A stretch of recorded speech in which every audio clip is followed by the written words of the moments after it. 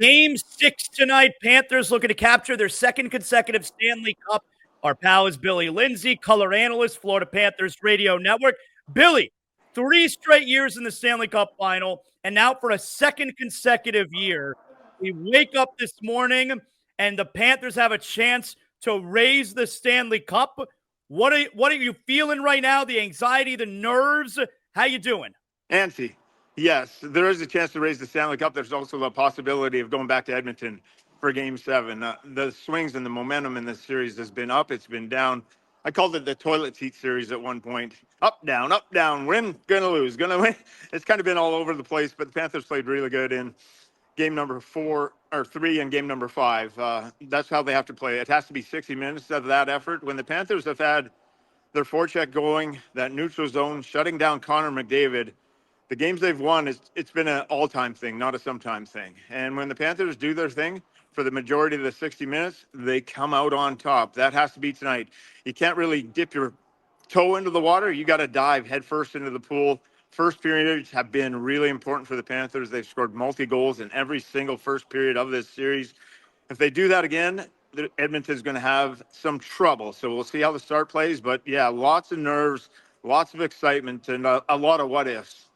Now, we could have said the same thing going into game 4. I certainly did where, all right, first period's going to be enormous to see if Edmonton bounces back. And then the Panthers went up 3-0. And, okay, this is exactly what we hoped for, but Edmonton storms back.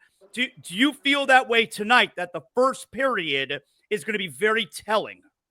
Yeah, it's very critical, especially what you're going to see with Connor McDavid and Leon Draisaitl, how they're skating, how they're moving. Are you able to just kind of establish that forecheck early and get the possession time? If you're able to do that, you plant a seed in Edmonton's mind. And we saw Connor McDavid, Leon Draisaitl was extremely frustrated at the end of last game. So coming out strong, that's the main key you want to focus on. And you look at the other side for Edmonton, Paul Maurice is not changing anything with his group. Lines are the same. You know what you're going to get. It's reliability. On the other side, Chris Knoblauch, they're still deciding on their goaltender, which is outrageous at this time of year. He's changing lines, mixing and matching. I would not be surprised at all. It's called the nuclear option. I don't know who said it, but that's when Draisaitl and McDavid get put together. I would not be surprised if you see that in the very first period here to try and change things up for the Oilers, where they put McDavid and Draisaitl on the same line, trying to spark Edmonton. Do we care who the goalie is? No. Shoot the puck, try and score. And yeah, Skinner, from just on the outside, Skinner has more of an upside if he's hot and the ability to steal games. Calvin Pickard's a good, solid goaltender. But if you went the Skinner way, there is a chance if he's red hot that he could possibly steal a game. But no, you don't care who the goaltender is. Play your systems, get your chances, and hopefully you're able to put the pucks by him. I feel like the longer a series goes, and certainly we're there now because we're at game 6, I feel like the longer a series goes, the more it plays into the Panthers' hands because of the style of play, the depth, and we saw it last year at the end of game 7 that they wear you down. Am I right about that? The battle of attrition. How long can you stay with the Panthers? And that's game to game. We saw it a little bit less at the start of the series. So normally when the playoffs, the Panthers play that forecheck, and we're able to do it for the majority of the game. And by the end of the game, teams just can't keep up with us. Edmonton was able to swing that momentum. We had some good periods at the start, but you saw it in game 3. You saw it in game 5, where it just comes after you, wave after wave, and they're able to take a piece of you. They want to make it hurt, win or lose. And when they play like that, the deeper the series goes, the more the defensemen get hit, it becomes tougher. And you go back to game 4, Edmonton here at home, they rolled 5 defensemen. Troy Setcher was in the lineup. He only played 3 minutes. And Connor McDavid played over 30 minutes in that overtime loss. You went back into game 5. They were tired. They looked flat. So you'll have to see where Edmonton's legs are at. This Panther team is deeper, especially up front with the 3 lines and defense. That 6 defense core that they have is awesome. So it's going to depend a lot. They're going to have to really push on that Edmonton side with everything that they've done with these players and pushing up their ice time. I want to read you this quote here. This is from a reporter. It says, multiple people involved or close enough to hear it say this is the nastiest trash-talking Stanley Cup final they've ever seen. Usually some subjects are off limits. Not here. Everything has been on the table. Pure verbal hate. Do you get that sense? Yep, you got to be on the ice to know that a lot. But so if you got Marchand in the lineup, you got Kachuk, you got Bennett up front, and then you look at the other side and you have Corey Perry, you got Evander Kane. Yes, you got some mouthpieces. So I can't imagine what the chirping like is down there on the ice, especially with that, what evolved in that game 3 where we beat them bad and there was the slashing and everything that took place. It's the game within the game, and we got some of the best at it. Kachuk and Marchand's, this is remarkable, beyond remarkable at 37 years old, what Marchand does. And he's out there yapping, chirping away, scoring highlight goal reels. So nasty, yeah, when you meet the same team and you're trying to win the ultimate prize for the second year in a row, it should be that. It should be exactly that. It should, you, every desire, you dream of this your whole life, pulsating through your body. If you have any competitive spirit, which both these teams do to get here, yeah, you should have a strong dislike and a bad taste in your mouth for your opponent.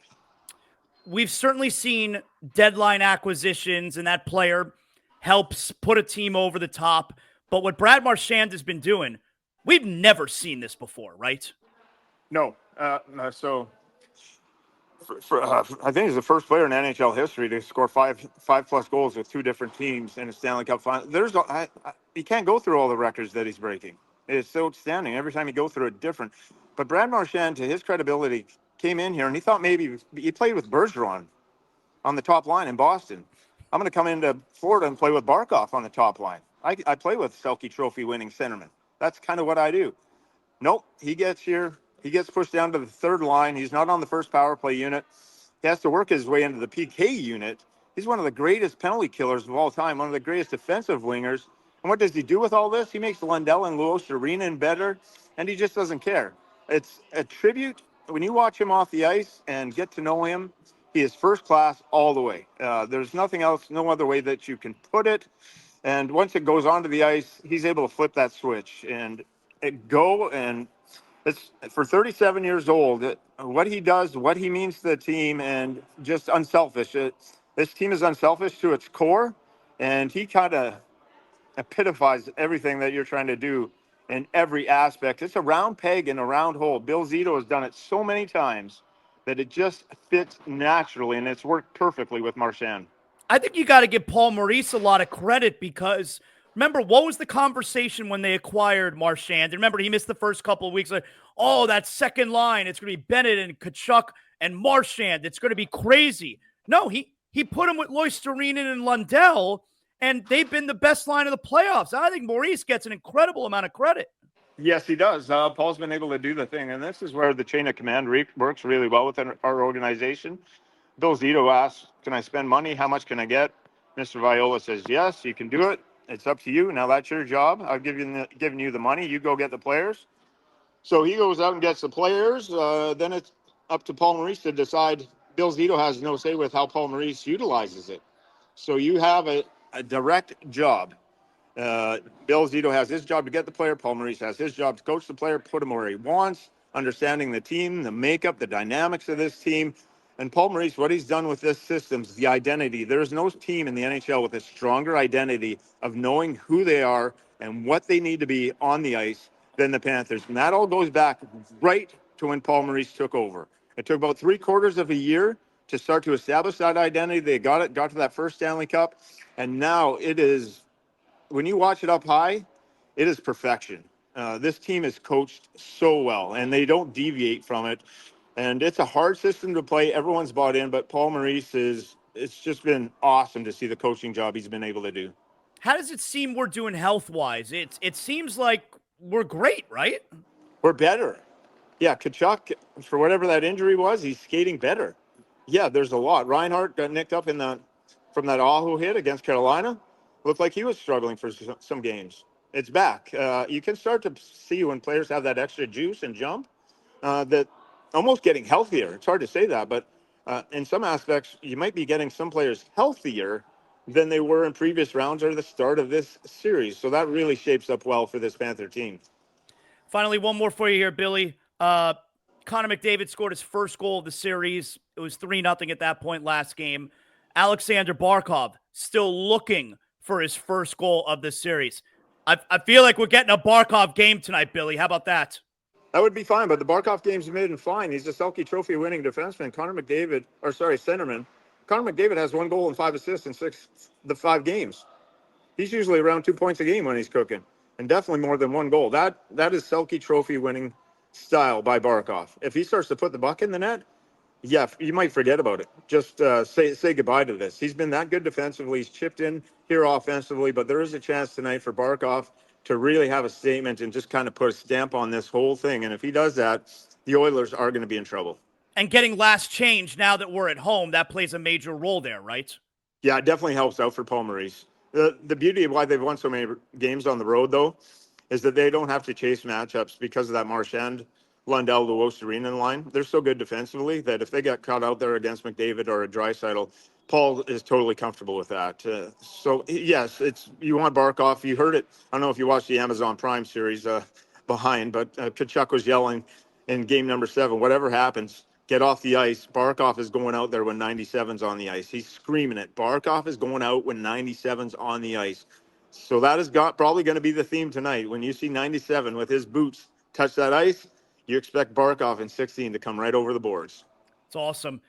You'll be able to hear Doug Plagans, Billy Lindsay with the call, Florida Panthers Radio Network, of course, tonight with all the action. Puck drop a little after 8 p.m. Billy, it's going to be a fantastic night. Have a great call. Thanks a lot for hanging out with us. I appreciate it, my friend. You're one of the best, and thank you always for having me on.